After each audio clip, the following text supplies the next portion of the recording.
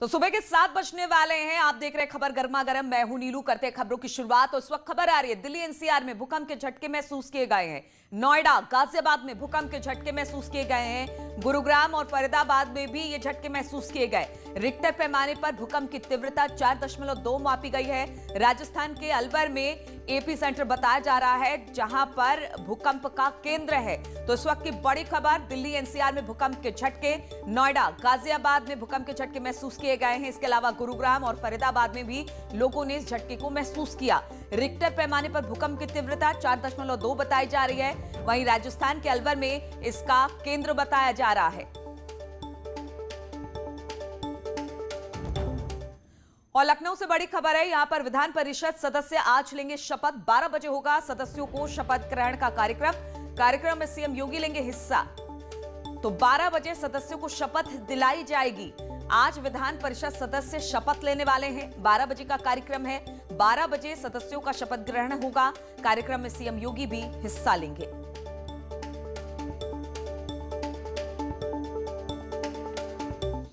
और लखनऊ से खबर लेते हैं। लखनऊ में आज कैबिनेट की बैठक है। योगी आदित्यनाथ की अध्यक्षता में बैठक होगी।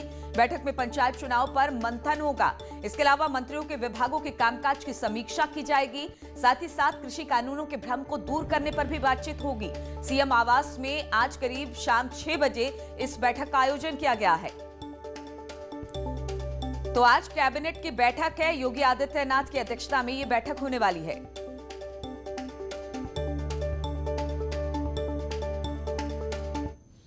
और दिल्ली में किसान आंदोलन लगातार जारी है। 23वें दिन भी किसानों का आंदोलन चल रहा है। किसानों से सरकार वार्ता के लिए तैयार है। कृषि बिल वापस लेने से सरकार का लेकिन इनकार है। सुप्रीम कोर्ट के सुझाव से क्या बात बन सकती है? कृषि बिल पर कैसे निकलेगा समाधान? तो ये तमाम बातें हैं जो आज 23वें दिन भी जारी है। किसान आंदोलन पर है। सरकार बातचीत को तैयार है। सुप्रीम कोर्ट ने इसमें दखल दिया है। लेकिन सबसे बड़ी बात, क्या इस पर जो एक गतिरोध बना हुआ है किसान और सरकार के बीच, वो खत्म होगा?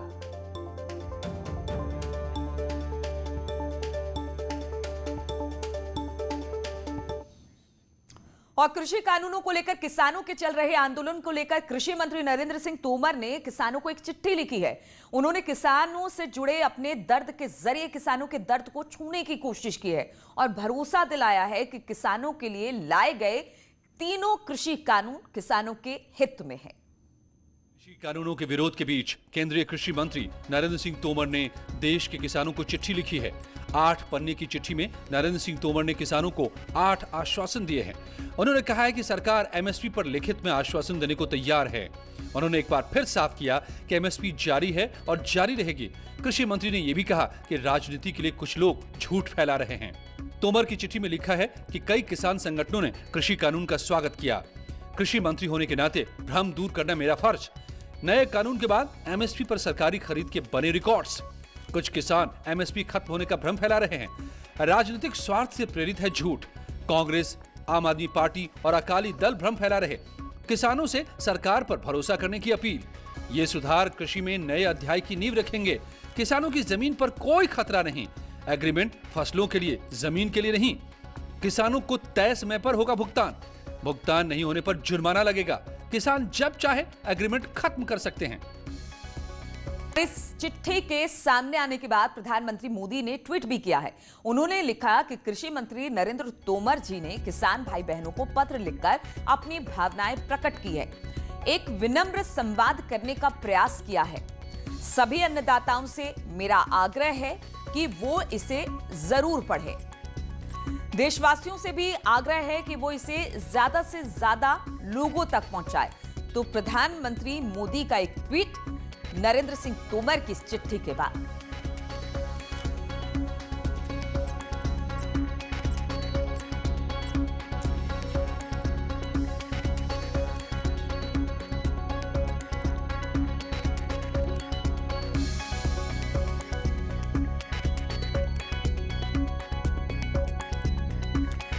और इसके बाद अमित शाह ने भी ट्वीट किया। उन्होंने लिखा कि मैं किसान भाइयों को विश्वास दिलाता हूं कि देश में अगर कोई आपके हितों के बारे में सोचता है और आपकी आय को दुगुना करने के लक्ष्य को पूरा कर सकता है, तो वो सिर्फ और सिर्फ प्रधानमंत्री नरेंद्र मोदी जी हैं। 60 साल तक आपके अधिकारों को लूटने वाले लोग आपको सिर्फ गुमराह कर रहे हैं। तो गृह मंत्री अमित शाह ने भी इस पर ट्वीट किया। उन्होंने कहा कि जो बिल है वो किसानों के हित में है, इसलिए गुमराह होने की जरूरत नहीं है। इस बिल को समझें जो किसानों के हित में है।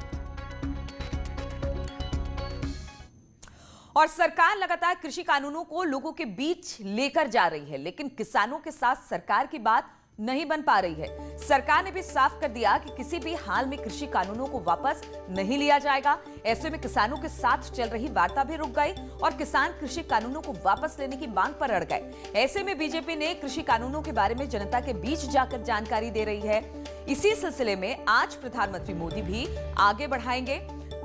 एमपी में किसान सम्मेलन को प्रधानमंत्री मोदी एक संबोधित करेंगे, वो भी वीडियो कॉन्फ्रेंसिंग के जरिए, और किसानों के बीच फैले भ्रम को तोड़ने का प्रयास करेंगे।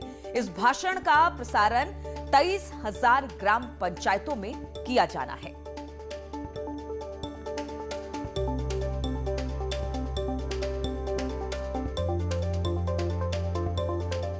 और उत्तर प्रदेश के किसानों से स्मृति ईरानी संवाद करने वाली है।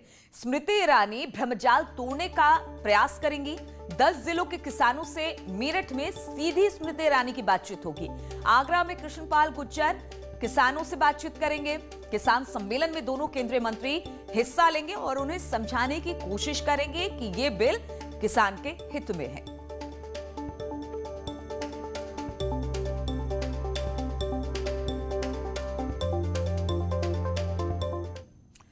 तो किसानों को समझाने की कोशिश में पूरी सरकार लगी हुई है ताकि किसान आंदोलन का रास्ता छोड़कर अपने घरों को लौट सके। लेकिन इस आंदोलन पर सियासत भी गर्मा गई है। सरकार कह रही है कि आंदोलन के पीछे राजनीतिक दल के लोगों का हाथ है। नई कृषि नीतियों के खिलाफ दिल्ली में भले ही विरोध प्रदर्शन चल रहा हो, लेकिन लखनऊ में किसानों के समर्थन में किसान सम्मेलन हो रहा है। किसानों के समर्थन में आए किसानों का साफ तौर पर कहना है कि उन्हें कोई दिक्कत नहीं है। दिल्ली में चक्का जाम कर किसानों पर सीधे तौर पर आरोप लगाया है कि कांग्रेस के इशारे पर प्रदर्शन हो रहा है। आदरणीय प्रधानमंत्री जी के द्वारा जो कृषि सुधार के विधेयक लाए गए हैं, इसमें आपकी क्या मंशा है? तो एक साथ हवा में लोगों ने हाथ उठा करके कहा हम इन विधेयकों का समर्थन करते हैं, क्योंकि आदरणीय मोदी जी के तमाम फैसले किसान के हित में हैं। उनका हर फैसला किसान के साथ खड़ा हुआ है। विपक्ष ने भ्रम फैलाने का काम किया है। प्रयागराज में बीजेपी प्रदेश अध्यक्ष स्वतंत्र देव सिंह ने भी बड़ा बयान दिया है। उनका कहना है कि किसानों के आंदोलन के पीछे सीएए और एनआरसी के आंदोलन में लगी ताकतें ही षड्यंत्र कर रही हैं। यदि समस्या का समाधान होता है तो बात करें, यदि जबरदस्ती करना है तो बात दूसरी है। तो इसके पीछे, अब आंदोलन के पीछे जो शक्तियां, नक्सलवाद, माओवादी, कम्युनिस्ट, इस प्रकार की शक्तियां जो देश को के खिलाफ रहती हैं, शक्तियां, ऐसे लोग जैसे सीए के खिलाफ। और हाथरस केस में आज सीबीआई हाईकोर्ट में चार्जशीट दाखिल कर सकती है और इस मामले की अगली सुनवाई 27 दिसंबर को होगी। तो हाथरस केस में आज सीबीआई चार्जशीट दाखिल कर सकती है और इस मामले की जो अगली सुनवाई की तारीख रखी गई है वो 27 दिसंबर रखी गई है।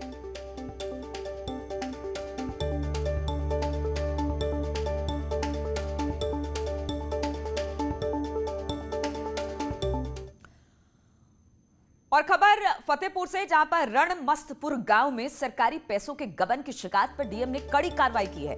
डीएम ने ग्राम प्रधान सुमित्रा देवी और सेक्रेटरी बच्छ राज को निलंबित कर दिया है, जबकि तकनीकी सहायक के खिलाफ कार्रवाई के आदेश दिए गए हैं। खबर है कि गांव वालों ने डीएम से शिकायत की थी कि ग्राम प्रधान और सेक्रेटरी मिलकर पैसों का गबन कर रहे हैं। इस शिकायत पर डीएम ने जांच की, जिसमें पता चला कि राज्य वित्त और 14वें वित्त से 27,557 रुपए की राशि का गबन हुआ है, जिसके बाद डीएम ने पंचायती राज एक्ट के तहत ग्राम प्रधान और सेक्रेटरी को निलंबित कर दिया है। ब्लॉक के ग्राम रणमस्तपुर में ये शिकायत की गई थी शपथ पत्र पर कि ग्राम पंचायत निधि का प्रधान सचिव और टीए के द्वारा दुरुपयोग किया गया है। उसकी प्रकरण की प्रारंभिक जांच कराई गई। प्रारंभिक जांच में प्रथम दृष्टया दोषी पाया गया है। तत्पश्चात अंतिम जांच में जो धनराशि दुरुपयोग की शिकायत थी वो सही पाई गई, जिसके आधार पर 95(1) के अंतर्गत पंचायती राज एक्ट के तहत ग्राम प्रधान को बर्खास्त किया गया है। और उत्तर प्रदेश में जैसे जैसे विधानसभा चुनाव नजदीक आते जा रहे हैं, वैसे वैसे सियासी सरगर्मी भी अब तेज होती जा रही है। 2022 की तैयारियों में छोटी पार्टियां भी जुट गई है ओपी राजभर ने शिवपाल यादव से मुलाकात की। खबर है कि प्रदेश में छोटी छोटी पार्टियां आपस में मिलकर एक गठबंधन बनाने की तैयारी में जुट गई है, इसलिए शिवपाल यादव और ओपी राजभर ने मुलाकात की, जबकि इससे पहले ओपी राजभर की मुलाकात ओवैसी से हो चुकी है। कहा जा रहा है कि ये सभी पार्टियां मिलकर बीजेपी के खिलाफ मोर्चा खोलेगी। ऐसे में माना जा रहा है कि अगर छोटी पार्टियों को बड़ी पार्टियां किनारे लगाने की कोशिश की तो फिर इसका खामियाजा बड़ी पार्टियों को भुगतना पड़ सकता है।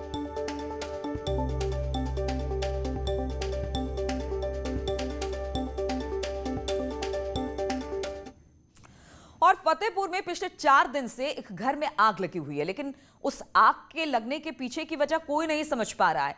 घर के लोग लगातार आग को बुझाने के काम में जुटे हैं, लेकिन दोबारा फिर से आग लग जाती है, जिससे घर का सामान जो है वो जलकर राख हो रहा है, लेकिन समाधान नहीं निकल पा रहा है। चाय देत रही हमका। हाँ, हमका अंदर जाके भाई मना किन गए। इस आवाज में डर से ज्यादा रहस्य का संदेश सुनाई देता है, लेकिन आग लगने के रहस्य को कोई नहीं समझ पा रहा है।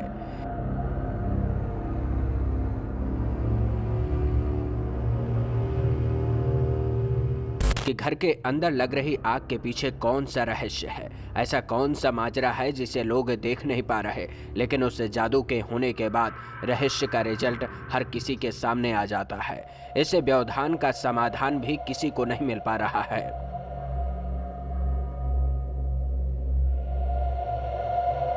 हाँ, को लगा दी ने कि घर में माची सौ है। डर लगना स्वाभाविक है, तब डर और ज्यादा बढ़ जाता है जब किसी दर्द का इलाज नहीं मिलता।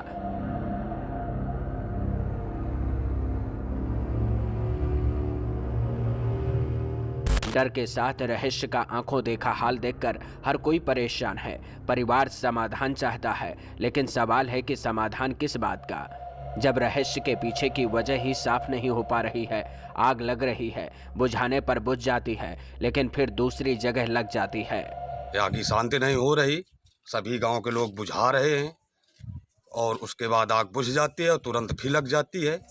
ऐसी रहस्यमयी समस्या से परेशान होना स्वाभाविक है, क्योंकि घर के अंदर लग रही आग से सामान जलकर राख हो रहा है। ये आग पिछले 4 दिन से लग रही है, जिसको परिवार वाले बुझाते हैं और फिर इंतजार करते हैं कि घर के किस कोने में आग लग रही है। वैसे इस समस्या से परेशान परिवार समाधान तो चाहता है, लेकिन आग लगने के पीछे के रहस्य को भी समझना चाहता है। खाने का गेहूं है और रुपए पैसे हैं और दुकान का सामान है, पूरा सब जल गया। यहाँ पर 100 से ज्यादा अधिक बार आग लग चुकी है और यहाँ पर ना कोई प्रशासन अधिकारी अभी तक कोई नहीं पहुँचा। मेरे घर पे खाने को नहीं है, यहाँ सब पैसे सामान सब जल गया है। 4 दिन बीत गए, फिर भी अब तक वजह साफ नहीं हो पाई। आग लगने से परेशान परिवार घर के बाहर डेरा डाले हुए है। परिवार को लगता है कि किसी दैवीय शक्ति ने घर के अंदर डेरा डाल लिया है। ऐसे में अग्निदेव को मनाने के लिए हवन पूजन का सहारा लिया जा रहा है। जब उससे भी समाधान नहीं निकला तो परिवार वालों ने तांत्रिकों का सहारा लिया, फिर भी आग लगने का सिलसिला जारी है। पता है कि कई बार आग लग गई, कई बार हम बुझाते रहे, बस इसी में दौड़ धूप है। दरअसल फतेहपुर के जहानाबाद के थाना नरैनी गांव में रहने वाले शिव कुमार तिवारी अपने परिवार के साथ इस घर में रहते हैं, लेकिन अमावस्या के दिन घर में पहली बार आग लगी तो उसे परिवार वालों ने बुझा दिया, लेकिन अगले दिन फिर से जगह बदल गई और आग जलते हुए दिखाई दी, जिससे घर के लोगों में संदेह और गहरा हो गया, क्योंकि इस आग से घर का सामान जलकर राख हो गया। अब तक परिवार वालों ने न जाने कितनी बार आग को जलते हुए देखा और न जाने कितनी बार आग बुझाने की कोशिश की। पिछले 4 दिन की यही कहानी है, इसलिए अब तो याद भी नहीं है कि आग कितनी बार लगी और कितनी बार आग बुझाई गई। और हम अभी तक आग बंद नहीं हुई है, बराबर उसी तरीके से लग रही है।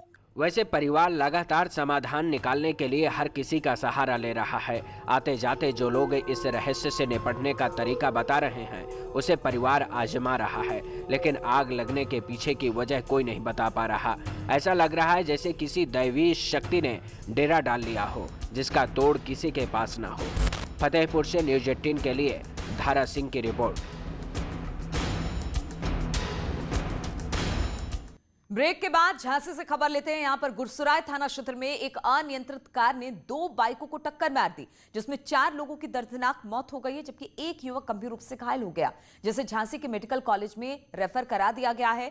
दरअसल एक कार सबसे पहले बाइक सवार 3 युवकों को टक्कर मारती है, जिससे 2 की मौके पर मौत हो जाती है।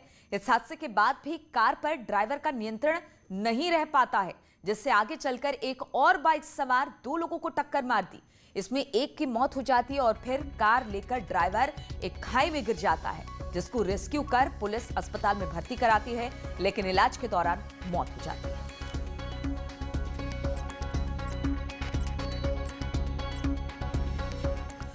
और 2 हफ्ते पहले शादी हुई थी, लेकिन उस पर नजर किसी और की थी, क्योंकि शादी के 2 हफ्ते बाद दुल्हन का अपहरण हो जाता है, जिससे परिवार वाले परेशान। इस मामले में एफआईआर दर्ज हो गई है, लेकिन अब तक दुल्हन का कोई सुराग नहीं मिला है। प्रयागराज में महज 2 हफ्ते पहले ब्याही गई महिला को तमंचे की नोक पर फिल्मी अंदाज में सरेआम अगवा किए जाने का सनसनीखेज मामला सामने आया है। कार सवार बदमाशों ने महिला को उस वक्त अगवा कर लिया जब वो पति के साथ बाइक पर सवार होकर मायके से अपने ससुराल जा रही थी। वहाँ बदमाशों ने खड़े थे, मेरे ऊपर फायरिंग चालू किया, हमने बचने को प्रयास किया, मेरे बीवी को मारा, उसको कार में बैठा कर लेके चले गए। अगवा की गई दुल्हन की बरामदगी के लिए पुलिस ने 5 टीमें गठित कर दी हैं। हालांकि करीब 24 घंटे का वक्त बीत चुका है, लेकिन अब तक कुछ भी सुराग हाथ नहीं लगा है। जा रहे थे मोटरसाइकिल से, तो उनको वहाँ पे पावर हाउस के पास पीपल गांव में रोक करके कार सवार 8-9 व्यक्तियों के खिलाफ नामजद एफआईआर कराई गई है। उन्होंने द्वारा अपहरण की एफआईआर दर्ज हुई है। उसमें तत्काल हमारी पुलिस की 3 टीमें लगी हुई हैं, सर्विलांस की टीमें लगी हुई हैं। पीड़ित परिवार का आरोप है कि अगवा करने वाले बदमाश माफिया घोषित किए गए पूर्व बाहुबली सांसद अतीक अहमद के गुरुगे हैं। और फतेहपुर के सदर कोतवाली पुलिस ने स्वाट टीम के साथ मिलकर लुटेरे गैंग का पर्दाफाश किया है। इस टीम ने मिलकर 4 शातिर बदमाशों को गिरफ्तार किया, जिसके पास से 11 फोन, 8 देसी और लूट में शामिल बाइक बरामद की है। पुलिस के मुताबिक पकड़े गए बदमाश अक्सर लूट के बाद पुलिस को गुमराह करने के लिए बाइक का हुलिया बदल दिया करते थे। इन आरोपियों के खिलाफ अलग अलग थानों में 4 एफआईआर दर्ज की गई है, जबकि एक बदमाश अभी भी फरार है, जिसकी तलाश में पुलिस टीम लगी हुई है।